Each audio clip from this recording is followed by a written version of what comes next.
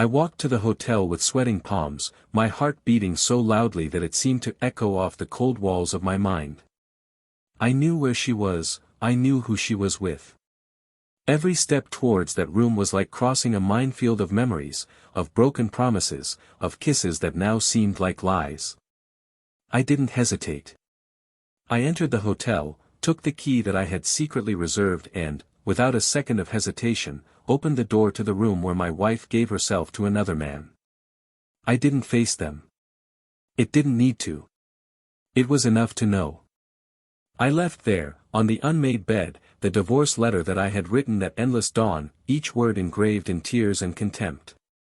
I closed the door behind me without making a sound, as if burying a corpse, and went to wait at the exit, along with my children and her parents, all witnesses of what was about to happen. Time seemed to drag by as people passed by, laughing, carrying their bags, living their lives ignoring that my world was silently collapsing right there. And then I saw her.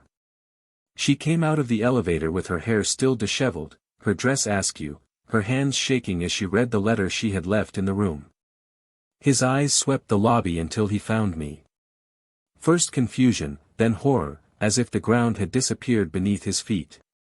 When she realized who was with her, our children, their parents, the color drained from her face and her knees wobbled. But I didn't look away. I didn't give her the relief of doubt. I just remained there, motionless, like the inevitable sentence that she couldn't escape. She tried to run to me, started to babble disjointed words, empty excuses that were lost in the air like dry leaves in the wind. "It's not what you think, please, I can explain." I heard between sobs, but for me, it was like listening to a dead language. My children looked at her with pain that no child should feel, and their parents looked more broken than any words could describe. Her father turned his face away, unable to bear the shame, while her mother shrank like a shadow. There was no scene of scandal, there was no shouting. There was only the suffocating weight of a truth that crushed everyone into silence. But what she didn't know, what no one there imagined, is that the universe has peculiar and cruel ways of returning what we take from others. At the moment she was trying to get herself together, when she was desperately trying to recover the fragments of dignity scattered around her, fate, ironic and relentless, decided to act. As she muttered her despair, the high-pitched wail of sirens began to echo outside. I saw his eyes widen, first in confusion, then in pure terror. 2 police officers entered the hotel lobby, their eyes hard, their uniforms impeccable. They came directly towards her and the man accompanying her. I watched in silence, as if outside my own body, as they asked for documents, as they spoke words that seemed like a blur in my anesthetized ears. Her lover, the one who seemed so sure when holding her back moments before, his face turned pale. He hesitated when presenting any identity card, and it was at that moment that the bomb dropped. He was wanted, accused of fraud, identity theft, and financial scams spread across several states. She, an unknowing accomplice, drawn by her own blind desire, now found herself in the line of fire. Her parents looked on in horror as the police handcuffed the man right there, and, to everyone's astonishment, she too was taken away, as the main witness to a scheme she never imagined she was involved in. I closed my eyes for a moment, allowing myself to feel something beyond the pain, justice. Not because I had planned it, but because somehow, life decided that betrayals don't go unpunished. As she was taken away, our children grabbed me by the hands, shaking, and I held them as if the world could collapse at any moment. The shame she had brought upon herself and her family was now public, irreparable. There was no way to erase that image, there was no way to reverse what had been done. And the cruelest irony was that she had lost everything: husband, children, respect, freedom, for someone who never loved her, who never even respected her. I didn't need to say anything. The absence of words was the cruelest punishment. She knew. She knew the price of betrayal. While the hotel slowly returned to its normal rhythm, as if nothing extraordinary had happened, I remained standing in the same place for a few moments. The tears that were supposed to come didn't come. I didn't cry. Not for her. Not by us. Because at that moment, I understood something that until then I refused to accept: some loves don't die, they kill themselves. And there is no way to save what is already rotten. As I left the hotel with my children and their grandparents, the night seemed colder, emptier, but also freer. The first breeze of freedom caressed my bruised face, and for the first time in a long time, I knew I would survive. But what still haunts me, what makes me wake up in a cold sweat in the silent dawns, is not the image of her being taken away in handcuffs, nor the blank look of her lover being dragged to the police car. No. What haunts me to this day are the last words she screamed as she was taken away, "I did it for us. I did it to save what we had." Those words echo in my mind like a curse, a lie so absurd it almost convinced me. Almost. Still, fate had yet another unexpected twist in store for me. Something I would never have predicted, something that would change everything again, something that would prove that even in the midst of the greatest pain, life can surprise in unthinkable ways. Welcome to the channel. Here, we do not support, encourage or romanticize any type of betrayal. All stories told are fictional, created to show how infidelity destroys lives, dreams and families. Let them serve as a warning to those who believe that small lies do not have major consequences. Get ready now for a shocking, intense and unforgettable story. Adjust your headset, the truth is about to hurt. Daniel was a man with a serene presence, one of those who seemed to carry in his eyes the calm of someone who had already faced many storms and learned to smile even in the face of chaos. From a young age, he cultivated the habit of observing more than speaking, listening more than imposing himself. He was the type of person who conveyed confidence without having to raise his voice, who earned respect simply by the way he treated those around him. A lawyer by training, he had dedicated years of his life to a solid and honest career, balancing difficult hearings and sleepless nights studying new cases. His passion for justice was not just professional, it was personal. He believed that right and wrong still had a place in the world, even when so many seemed to have forgotten that. Despite all his commitments, he always returned home as if home were his true safe haven, and that was how, one night, in a seemingly ordinary meeting between friends, he met Sophia.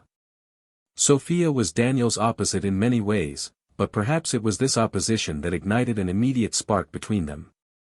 Owner of an expansive personality, Sophia carried an almost magnetic energy in her smile. She was the type of woman who lit up any room she entered, who made everyone around her feel alive just by her presence. An architect by vocation, she had a passion for creating spaces that told stories, that housed dreams. In his projects, he was never limited to walls. I sought to draw lives, imagine futures. When she met Daniel, she felt an irresistible curiosity, an almost childish desire to explore that calm that contrasted so much with the intensity she carried. The relationship between them blossomed like winter flowers, against all odds, defying the rush of the world, built little by little, like a house in no hurry to be inhabited. Over time, Daniel and Sophia learned to admire what was different about each other. He found in her a freedom that he never had the courage to claim for himself. She saw in him the stability she always feared she wouldn't find in anyone else. The differences that could separate them became the invisible pillars that supported that union. And that's how, between shared coffees on Sunday mornings and impromptu trips to unknown cities, they decided to get married. The wedding took place in a small ceremony, surrounded only by those closest to us, in a hidden garden on the outskirts of an old country house. It was a scene that looked like something out of Sophia's dream, with arches covered in white flowers and lights hanging between the trees. Daniel, dressed simply, seemed even more enchanted to see Sophia walking towards him, dressed in light lace that seemed to float in the air. When their eyes met at the altar, there was no doubt that they belonged together, that they had found something rare, perhaps even sacred. The following years were marked by silent achievements and constructions. Sophia prospered in her career, opening her own architecture firm, while Daniel established himself as one of the most respected lawyers in the region. They bought a modest house, but full of windows open to the world, as if every corner invited light and hope inside. They decorated each room with care and intention, filling it with objects that told the story of who they were and who they wanted to become together. The pictures on the walls, the books spread across the shelves, the plants growing in the improvised pots, everything was a living testimony of a life built together. The children came, 2 little ones who transformed that house even more into a home. Sophia, even with the challenges of motherhood and her profession, seemed to find new layers of herself every day. Daniel, in turn, rediscovered in his children's eyes the ability to be moved by simple things, to be proud of small victories. The routine took place between children's laughter, architectural projects spread across the living room, court cases reviewed in the middle of the night and moments stolen as a couple, when they managed to look at each other without rushing and remember everything they had promised each other. However, as happens with so many real stories, life also brought its storms. The demands of Sophia's work kept her away for days at a time, between endless trips and meetings. Daniel, on the other hand, found solace in maintaining the stability of the home, caring for the children, managing the finances, ensuring that every aspect of daily life worked as it should. It was a silent, almost invisible, but vital effort. And yet, there were nights when he would wake up and find his side of the bed empty, when he would wonder if the paths they had walked together were now beginning to diverge.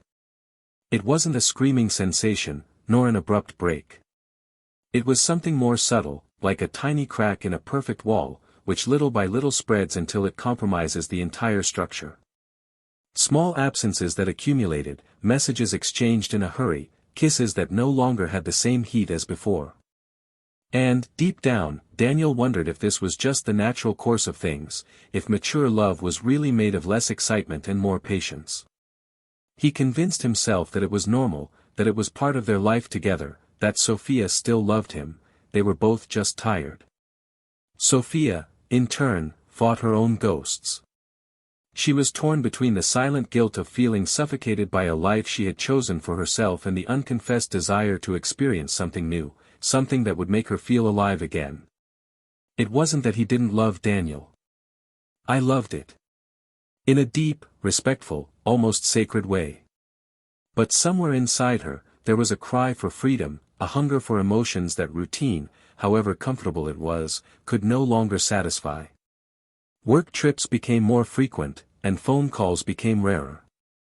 When she was at home, Sophia tried hard to be the mother, the wife, the exemplary professional that everyone expected, but every day she felt as if she was playing a role, as if the real Sophia was sleeping in some forgotten corner of her soul.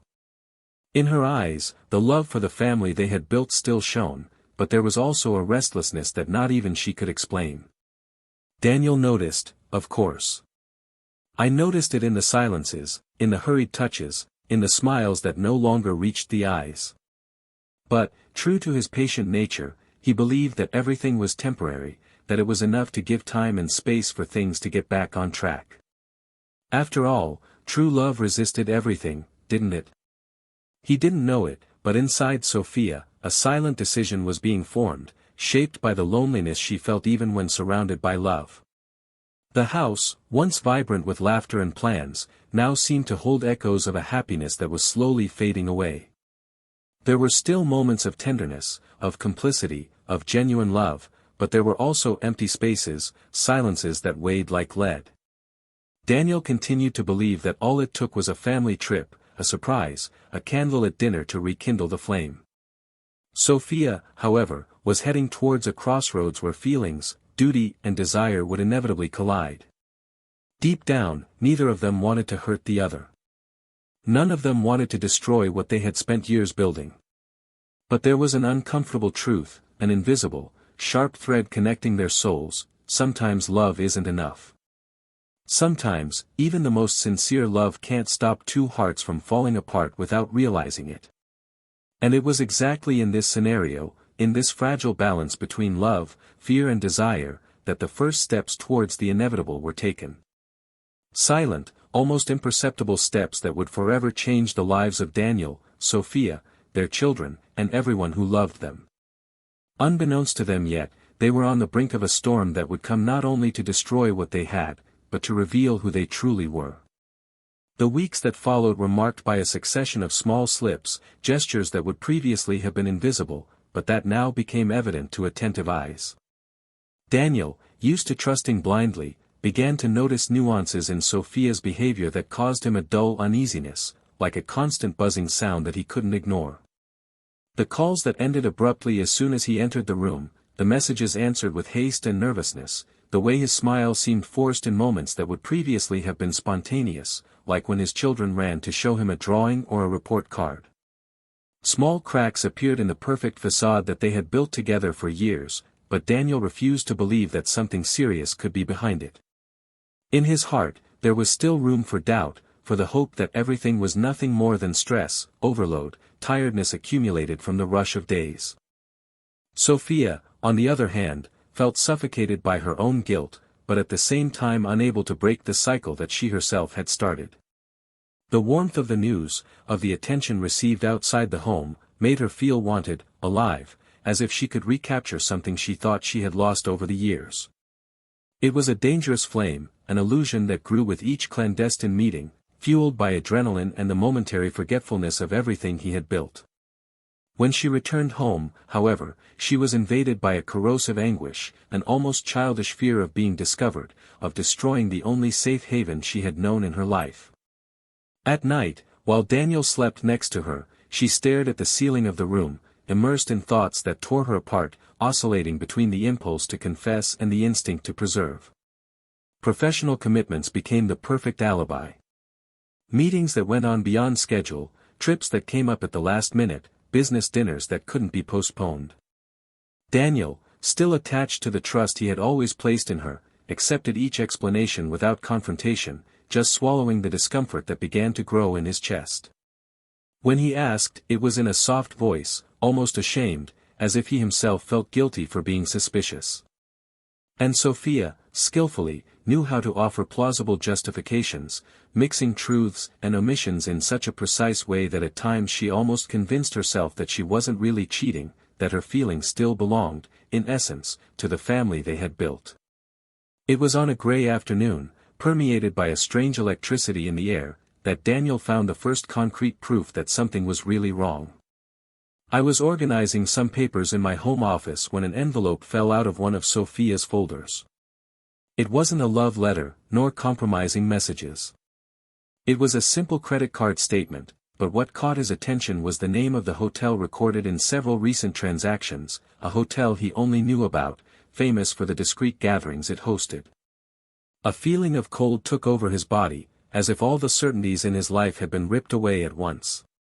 But Daniel was a man of reason, accustomed to evidence, not supposition. He kept the invoice without fuss and decided to wait, observe, gather what he needed to be sure. In the following days, he acted as if nothing had changed. He hugged his children tighter, looked Sophia in the eyes as if searching for silent answers. And while she talked about projects, clients and meetings, he nodded, silent, like a judge waiting for the right moment to hand down his sentence. It wasn't revenge he was looking for. It was true. I needed to confront her, but in a way that didn't allow for denials, distortions, or empty excuses. It was a right he demanded for himself, a dignity he needed to preserve. And then, as if the universe was conspiring to give her the opportunity, the perfect opportunity arose. Sophia announced that she would travel again for work, this time for a meeting with important clients who, according to her, could open doors to international projects. Daniel hid his uneasiness, wished her luck, hugged her as he always did before a trip. But that night, he didn't fall asleep. He remained lying in the darkness, listening to the ticking of the clock, each second resounding like a hammer in his chest. When dawn came, he made his decision. With the help of a longtime friend who worked at the hotel chain, he was able to confirm that Sophia had made a reservation at the same hotel as the invoice. There was no more room for doubt. Now, I needed to act. The plan was drawn up with the coldness of someone who no longer had anything to lose. He bought a new suit, shaved carefully, as if preparing for a silent battle.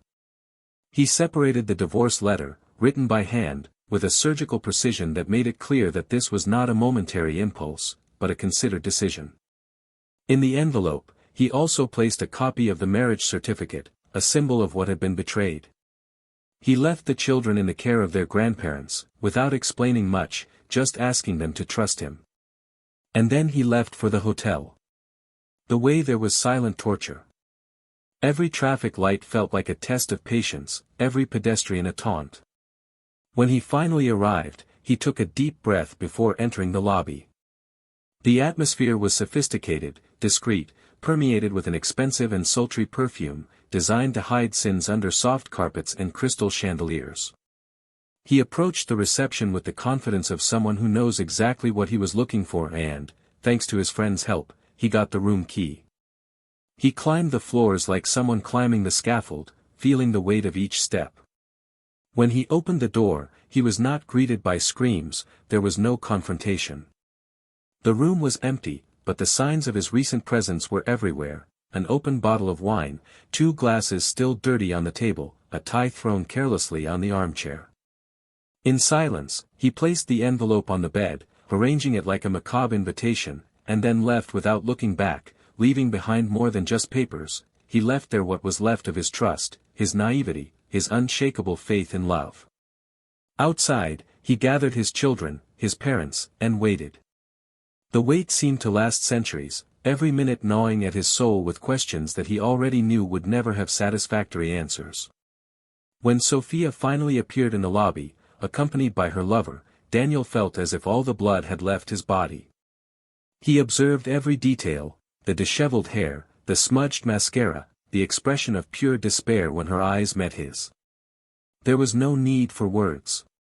Betrayal was stamped in every gesture, in every look, in every frustrated attempt to explain the inexplicable. Silence was the cruelest weapon. There was no need to shout, accuse, dramatize. The truth, naked and raw, hung over them with overwhelming force. Sophia tried to justify herself, tried to touch Daniel, but he remained immobile, unreachable, like a stone wall in the face of a storm. Her children cried softly, their parents avoided her gaze, and all that was left was the piercing sound of shame tearing an entire family into tiny pieces. At that moment, Daniel knew that the destruction was already complete. There was no more home, no more promises, no more shared future. All that remained was the ruin, the rubble of a love that had once been his greatest strength. And yet, even in the face of the worst pain, there was something he still didn't know, something that lurked in the shadows, waiting for the right moment to emerge and transform what was already unbearable into something even more devastating. The street in front of the hotel seemed to have stopped in time. Daniel, standing firmly beside Sophia's children and parents, saw her face gradually crumble into expressions of despair, guilt and shame. The man beside her, who until minutes ago had displayed an air of silent triumph, now seemed lost, restless, looking around as if searching for an invisible escape route. Sophia took a step towards Daniel, her hands shaking, her eyes pleading, but before she could say anything, the piercing sound of sirens invaded the room. The tension, which already seemed unbearable, exploded into a new layer of horror. 2 police officers hurriedly got out of a police car parked in front of the hotel. Sophia's eyes widened in pure panic, and she instinctively backed away, like a child caught in the act. Daniel didn't move a muscle. He just watched, in a state of almost morbid calm, as everything that needed to happen would finally happen. The police approached without hesitation. One of them, with the hard, tired expression of someone who had seen many falls like this, raised his voice with cold authority. They asked for documents, talked about an arrest warrant, mentioned financial crimes and identity fraud. Daniel just heard the words crashing into his ears, one after another, like a hammer driving the final nails into the coffin of what was once his family life. Sophia, in shock, turned to her lover, perhaps hoping for a gesture of protection, an explanation that would save her from the abyss that opened beneath her feet. But the man just shook his head, muttering under his breath that she was just one more, and that he couldn't do anything for her now. His words, spoken without any emotion, cut through Sophia in a way that no betrayal, no divorce letter, could ever cut. It was then that the truth hit everyone with the force of a gale.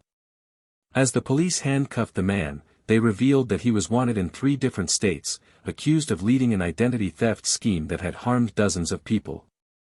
It spread among lonely and vulnerable women, seducing them, exploiting their feelings, and then using their personal data and financial resources. Sophia, blinded by the illusion of attention and novelty, had fallen like so many others. But the blow was even deeper. In addition to having her heart betrayed, she was now being dragged as an involuntary accomplice to serious crimes, as in several documents seized, her name and signature appeared as part of illegal financial transactions. She tried to speak, tried to explain, but the words came out as disjointed sobs. His mother broke down in silent tears. Her father, his face lined with shame, turned away so he wouldn't have to witness his own daughter's complete humiliation. Daniel watched everything with a strange serenity, as if the man he was had died right there, replaced by something new, harder, colder. Sophia tried to get closer, shuffling her feet, her handcuffs glinting under the hotel's yellow lights. Her voice was just a broken whisper as she begged for help, saying that she didn't know anything, that she had been deceived, that she still loved him, that she would do anything to repair what she had destroyed. Daniel didn't respond right away. He kept his gaze fixed on her eyes, without anger, without mercy. When he finally spoke, his voice was low, but filled with pain so thick it seemed to make the air unbreathable. He said he couldn't save her because she was lost alone, that he no longer recognized the woman who stood before him. And that, from now on, every consequence she faced would be the result of the choices she made away from him, away from her children, away from the life they chose together. The lover, now handcuffed, was placed inside the vehicle without even looking back. Sophia remained on the curb, sobbing, begging, clinging to the last crumbs of dignity. As the officers led her toward the other squad car, Daniel saw, for the first time, a flash of understanding in her eyes, the terrible knowledge that she had lost not just her husband, but her children, her parents' respect, and any chance of rebuilding what was destroyed. Every step she took toward the police car felt like it weighed a ton. Every look of disgust from the strangers watching the scene was an open wound bleeding shame. As the police cars disappeared into traffic, taking with them what was left of that story, Daniel felt his children approach him for protection.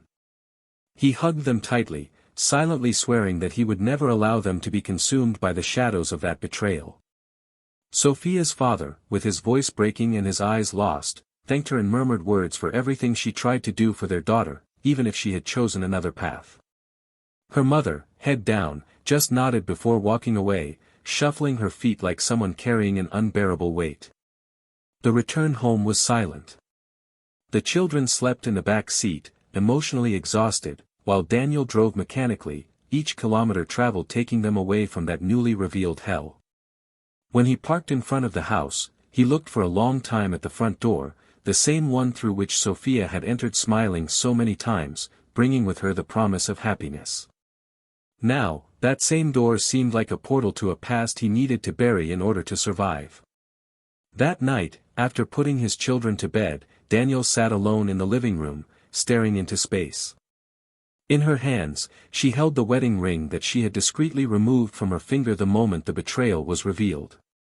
The small golden object seemed to weigh tons. He thought about all the nights Sophia spent away, the cold hugs, the hurried kisses, the repeated apologies that he, out of love or naivety, had accepted without question. He thought about how she had let herself be seduced by something so empty, so ephemeral, and how she had destroyed what had taken years to build in exchange for nothing. The phone rang, breaking the absolute silence.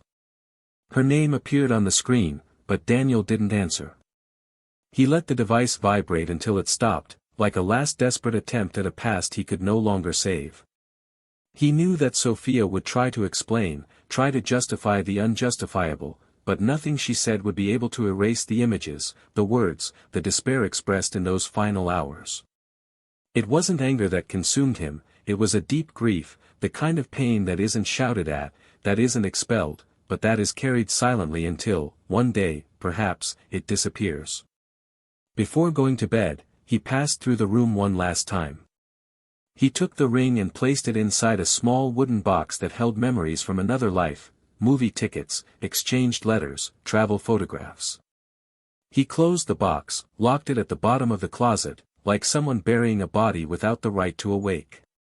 He lay down alone, in the room that had once been the scene of so many whispered promises, and for the first time in a long time, he slept soundly. However, although Sophia had been taken, although the mask of perfection had fallen, fate still had one last twist in store, something that not even Daniel, in his most acute pain, could predict.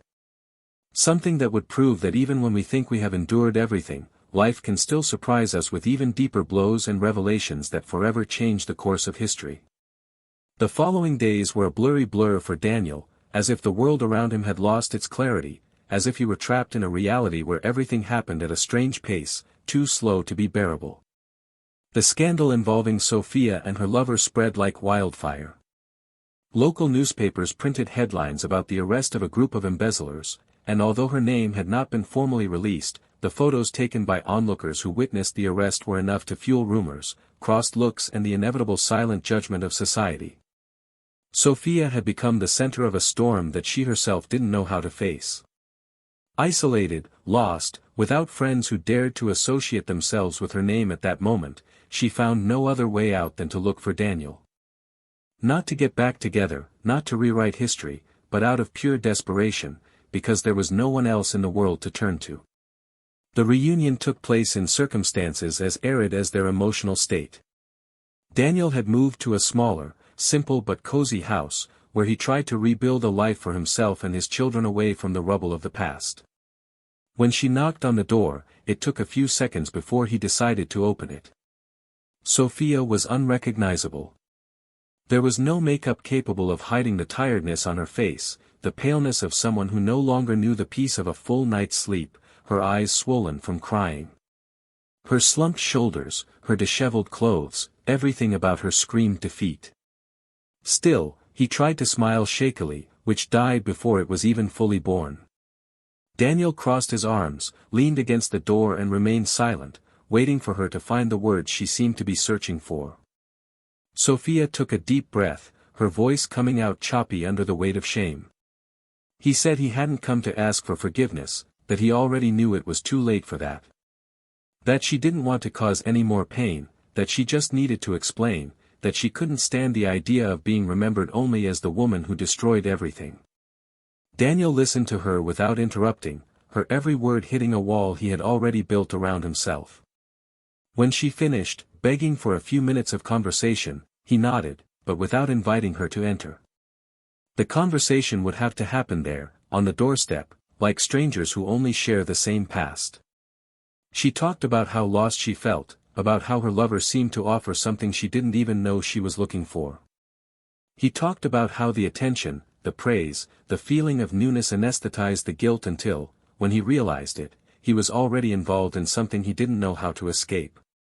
Daniel kept his gaze fixed on her, absorbing every word like someone hearing the confession of a crime already convicted. When he finally opened his mouth to respond, his voice was so serene that it hurt more than any scream. She said that the reason no longer mattered, that at some point she chose, consciously or not, to cross a line from which there was no return. That the betrayal had not just been against him, but against his children, against everything they had built together. And that now, any redemption would be a unilateral effort, because on his part, there was nothing left to be saved. Sophia fell to her knees on the floor, unable to support the weight of the cold and definitive rejection. He cried right there, in front of the house that was once his home, while Daniel, motionless, felt only a deep tiredness, as if years of love and pain were dissolving in his chest. She asked if there was any hope, any chance of starting over somehow, even if it was from scratch. Daniel didn't respond immediately. He felt like saying no, to end any bond there once and for all, but when he looked at her, so broken, he understood something even more cruel. Sometimes, the worst punishment isn't contempt, it's indifference. He then said that he hoped she would get back on her feet, that she would rebuild her life in some way, but that he would not be part of that reconstruction. That her path was now different, that her children needed stability, love that didn't need to be begged. He said the only thing they could still share was their sincere hope that children wouldn't pay the price for choices they didn't make. And with that, without additions, without dramatization, he closed the doors softly, leaving Sophia alone in the light drizzle that was beginning to fall. Inside the house, leaning against the door, Daniel felt a lump form in his throat, but he refused to cry. Crying would be giving power to what no longer deserved space within him. He went upstairs in silence, checked that his children were sleeping peacefully, and lay down, looking at the ceiling, feeling the bittersweet weight of freedom. For the first time in a long time, I carried no expectations, no hopes, no illusions. He only carried himself, and as painful as that was, it was also liberating. The news of the lover's arrest spread even further when the preliminary trial began. New facts came to light, involving a network of crimes that Sophia, even without intention, had helped to cover up. Her image, which was once that of a promising architect, became a symbol of naivety and scandal. Despite not being formally indicted, she was called to testify numerous times. Each trip to court was a cruel reminder of the abyss into which he had plunged. Alone, without work, without friends, without a husband, she was now struggling to survive in a city that seemed to close doors with every step she took. Daniel, focused on rebuilding his life and that of his children, did not follow her situation closely. He limited himself to listening to others, reading small notes in newspapers that were already beginning to lose interest in the case. Instead, he focused on small gestures that restored his dignity, preparing breakfast for his children, helping them with their schoolwork, renovating the new house with his own hands, as if each nail, each layer of paint, was also a way of painting a new beginning. It was on a Saturday afternoon, while taking the children to a park, that something unexpected happened. He met Laura, a woman with a shy smile and kind eyes, who was also there with her young daughter. The meeting was casual, forced by a game between the children who quickly created an innocent friendship. Daniel and Laura exchanged few words that day, but something inside him, something long dormant, silently awakened. It wasn't overwhelming passion, nor a need to fill a void. It was something simpler and more genuine, the feeling that maybe, at some point, life could be light again. In the days that followed, the casual meetings became longer conversations, exchanging smiles, sharing small stories about children, about interrupted dreams and new dreams being formed. Daniel discovered in Laura a tenderness that didn't demand anything, that just existed. He also discovered that it was possible to laugh again, to feel seen, respected, desired in a clean way, without the shadows of the past. And for the first time, he didn't feel guilty. Meanwhile, Sophia, increasingly isolated, tried to find meaning in an existence marked by scars that she herself helped create. He looked for work, tried to get back on his feet, but the mark of shame seemed to permeate everything he touched. In his solitude, he revisited every choice, every lie told, every moment when he could have gone back and didn't. The pain she felt was not just for the loss of Daniel, but for the loss of herself, of who she was before she lost herself in false promises and fleeting illusions. And so, as the world continued its merciless course, Daniel built a new path, step by step, brick by brick, this time with the certainty that he would never again accept less than he deserved. Sophia, on the other hand, learned, the hard way, that certain choices have consequences that echo forever. And even if one day she manages to forgive herself, what was lost on that fateful night can never be recovered. The weeks that followed were uncomfortable still, as if time had come to a standstill, forcing everyone involved to confront what they feared most, themselves. Daniel, although focused on rebuilding his life with his children and discovering in Laura a gentle presence that gradually warmed what was left of his heart, he could not prevent, in the quietest hours of the morning, thoughts about the past from haunting him again. They were not memories of happy times, but of the slow, invisible corrosion that had taken over his marriage without him realizing it. He wondered, albeit in silence, if their blindness, their unconditional surrender, had not somehow fueled the tragedy that devastated them.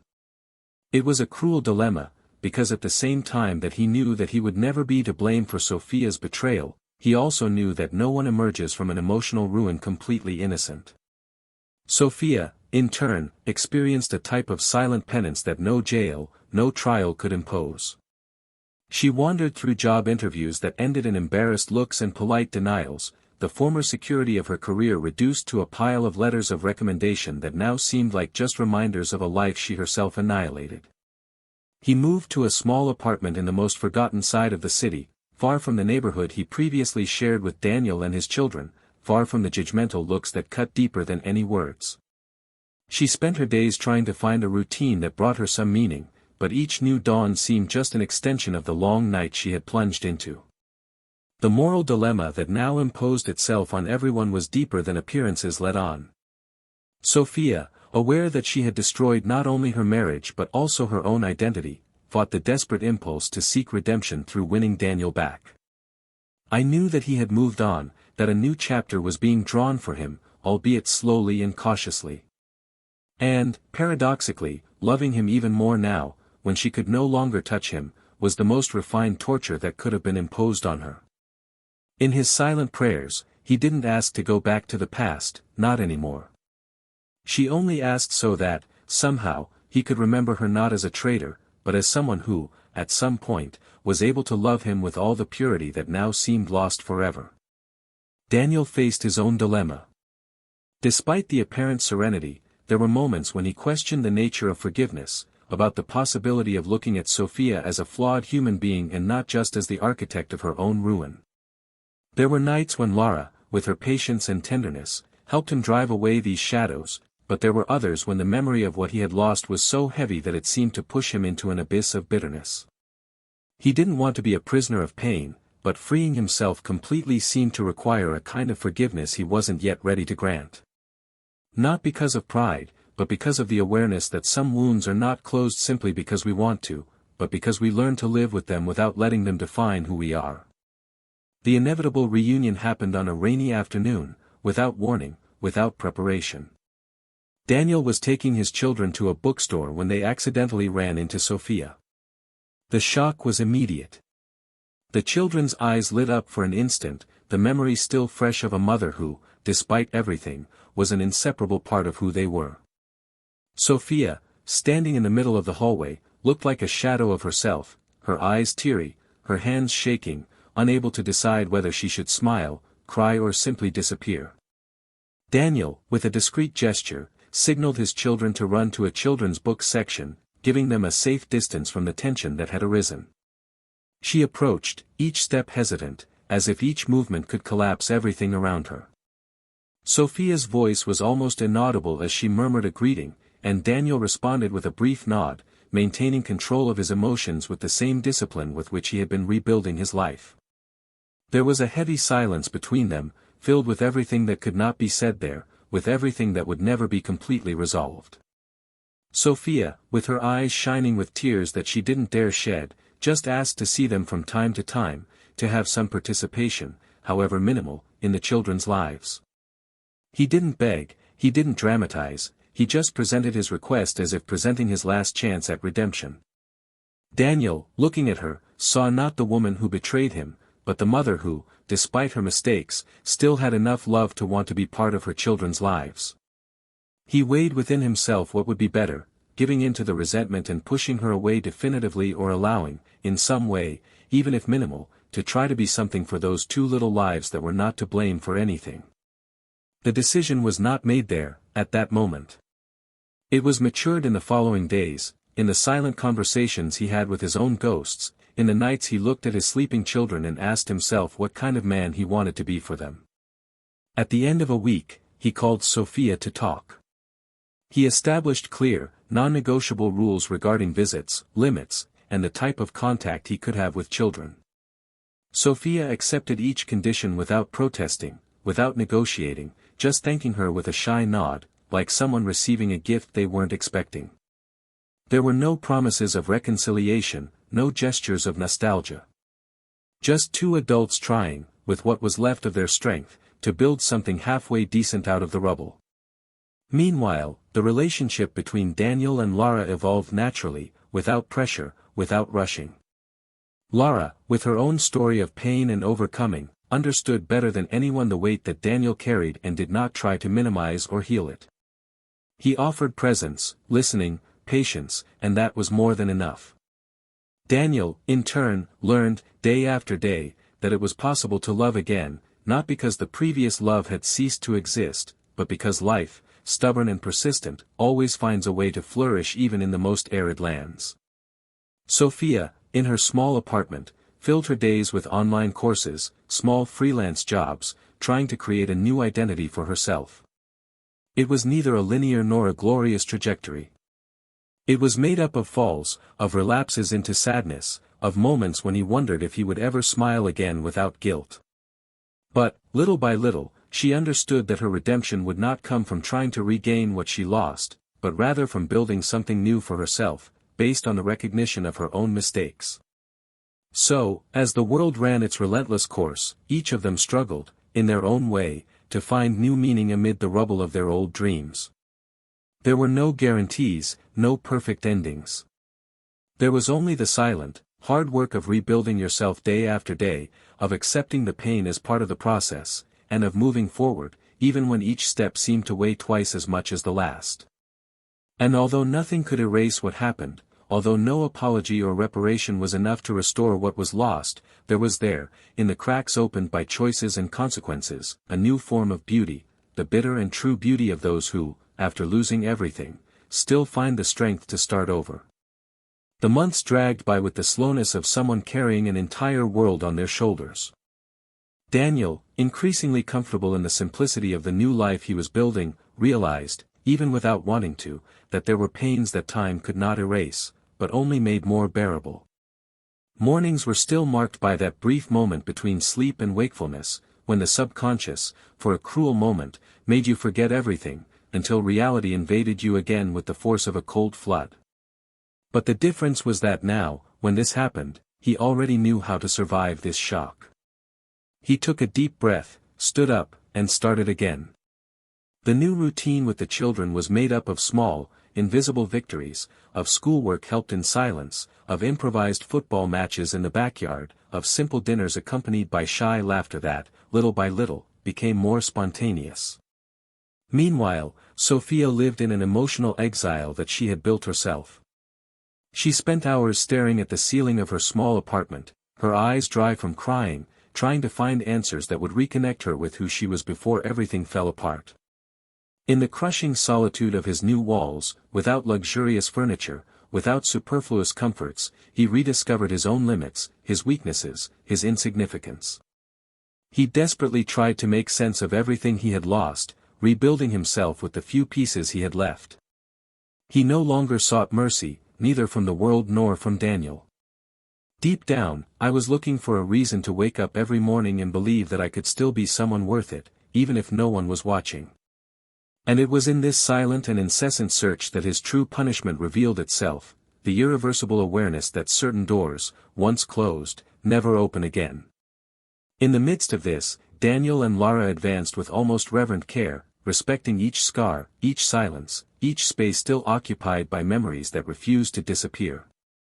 The meetings between them stopped being sporadic and became part of the routine, but without pressure, without demands, just the sincere company of two souls who understood, without the need for words, the weight that the past left on their shoulders. One sunny afternoon, as they watched their children playing together in the square, Daniel felt something inside him, something that had seemed impossible for a long time: hope. Not that naive hope of those who believe in perfect endings, but the mature hope of those who know that life, even after the biggest fall, still offers unexpected paths. Sophia's rapprochement with her children, although restricted, began to take place with supervised and short meetings. Daniel allowed it, not out of mercy, but because he understood that the maternal bond, even if injured, was something that his children deserved to preserve.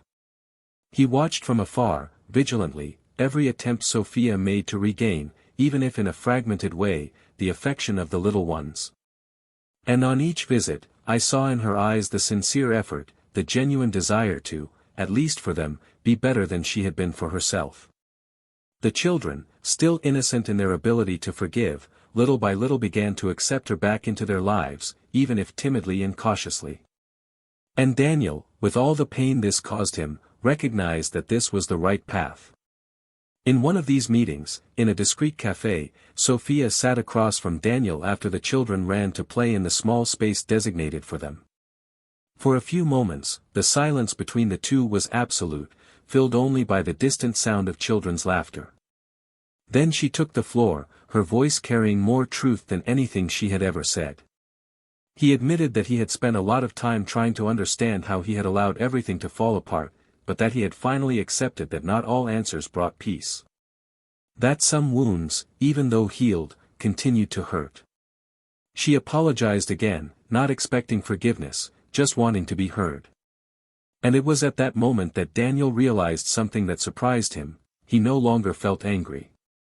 The hurt was still there, like a scar that time would not erase, but the anger, the resentment, the bitterness, all of it had dissolved into something softer, almost compassionate.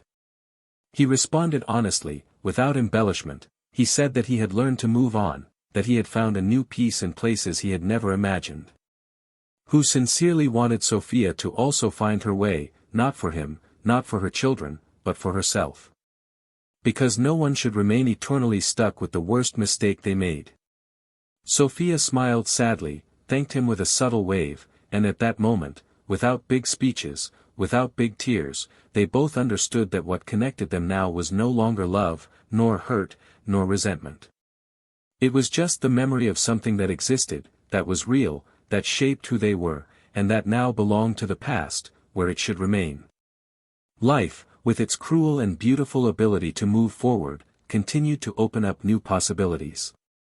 Daniel and Lara planned simple weekend trips, walks in the park, impromptu pizza nights with their children. There was no rush for declarations, for alliances, for eternal promises. There was just the slow and genuine construction of something that, who knows, could blossom into something even stronger than the shattered dreams of the past. Lara, with her infinite patience, understood that Daniel still carried shadows, and Daniel, in turn, found in her a safe haven where, for the first time in a long time, he did not feel the obligation to be invincible. Sophia, in her voluntary exile, found a modest vacancy in a smaller architecture firm, humbly accepting to start over from below. His projects were small, discreet, but with each line drawn, he felt that he was also rebuilding part of himself. He maintained his visits to his children with discipline, respecting each limit imposed, each condition established, aware that regaining trust is a daily and often invisible work. I knew there would be no applause, no consecration, just the arduous and silent path of becoming someone better than before. And it was in this fragile balance, in this silent dance between past and future, between loss and rebirth, that each character in this story found, in their own way, a new way of existing. Not like before, never like before, but perhaps, in some way, more true than ever. Because, in the end, the greatest lesson everyone learned was the most painful and the most necessary, that love, to be real, needs to be cultivated every day, and that betrayal, even devastating, does not have the power to define forever those who have the courage to start over. Time, silent and relentless, continued its path, indifferent to the human dramas that marked those lives. The seasons changed, Daniel's children grew, their faces little by little leaving childhood behind and molding themselves into the features of adolescence, and every laugh, every tear that came out of these small daily miracles was like cement strengthening the new structure of life that he rebuilt with his own hands. It was not an innocent happiness, nor a forced happiness. It was something real, dense, full of imperfections, but still infinitely more valuable precisely because it was the result of conscious choices, of pain that had not been wasted. Alongside Lara, this woman with a resilient soul, Daniel discovered that loving again did not mean erasing the marks of the past, but rather respecting them as parts of the journey that had brought him there. They didn't look for perfection in each other, they sought only truth, and they found it. One cold afternoon, as they all walked together in a remote park, Lara at his side, the children running ahead, Daniel felt, for the first time in a long time, a peace so deep it almost hurt. It was the kind of peace that comes not from forgetting, but from acceptance. A feeling that, despite everything, he had won. Not defeated Sophia, not defeated the past, but conquered himself, his own pains, his own fears. And it was with this feeling that he decided, without much fanfare, to propose to Lara that they share not just moments, but lives. A request made in simple words, no rings, no rehearsed speeches, just the sincere delivery of someone who, having known the worst of pain, still chose to believe in love. Meanwhile, Sophia experienced another type of victory, more silent and painful, but still legitimate. She managed, after many failed attempts, to consolidate a modest career as an independent architect. Each accepted project was a battle won against prejudice, against distrust, against despair itself. She understood that her redemption would not come from Daniel's forgiveness, nor from her children's full acceptance, but from her ability to rebuild a dignified existence away from the rubble she herself had caused. He learned to live with absence, to accept that certain things, once lost, cannot be regained, only respected as parts of the path. Sophia became a different woman, more sober, more cautious, less dazzled by the empty promises that had previously seduced her. But also more bitter, because she knew that, although she could rebuild her life, she would never get back what had once been the most precious light in her days. The children, in turn, found in Daniel's unshakable love the stability they needed to grow without carrying the weight of sins that were not theirs. Over the years, they learned to forgive Sophia in their young and generous hearts, but the relationship never went back to what it was. There was a formal respect, a polite coexistence, but the bond that once linked them in a visceral way was now frayed, reconstructed in a different way, more fragile, more distant. It was a cruel lesson for a mother, but also necessary, because it was through this pain that Sophia understood that her children's love, although strong, also needed to be deserved day after day, in small gestures, in daily choices, in respected silences. As for the lover who triggered the sequence of tragedies, fate was also merciless. Tried and convicted for his crimes, he disappeared into the depths of the penitentiary system, forgotten by those who once believed in his golden promises. His fall was as quick as his rise, and his story, although it caused profound damage, ended up like so many others, lost in court cases, in police reports, in old newspaper pages that no one bothered to read anymore. He, who sought to build a life at the expense of the illusions of others, found himself finally abandoned even by the memory of those he once deceived. Daniel and Lara were married in a small, discreet ceremony, under the golden light of an evening that seemed to bless that new beginning. There was no ostentation, no grandiose speeches, just the silent presence of the children, now teenagers, and a few friends who witnessed the patient reconstruction of two souls. At the end of the ceremony, as they walked side by side towards a new life, Daniel understood, with brutal and definitive clarity, that the true victory was not in forgetting the past, but in being able to look at it without letting it determine the future. And Sophia, somewhere in the city, found out about the wedding by chance, when she saw a photo published on social media by mutual friends. She remained silent for a long time, observing that sincere smile on Daniel's face, a smile that she had been unable to provoke for a long time. No tears fell. There was no more room for tears. Just a bitter acceptance and a thin thread of hope that, despite everything, she could one day find something that would make her smile like that again, not by rescuing what she lost, but by discovering something new in herself. And so, between discreet joys, silent pains and unlikely rebirths, each character followed their path, carrying with them the indelible marks of the choices made, the promises broken and the reconstructions achieved with difficulty. Because in the end, that's what life is, a tangle of mistakes and successes, of falls and new beginnings, of loves that die and others that are born from the ashes, stronger, more true. Now, tell me in the comments, what did you think of this story? Which character impressed you the most and why? Don't forget to subscribe to the channel to follow more intense stories like this. And remember, here, we do not support, encourage or romanticize any type of betrayal. Our goal is to show how the wrong choices can destroy entire lives. Until the next story.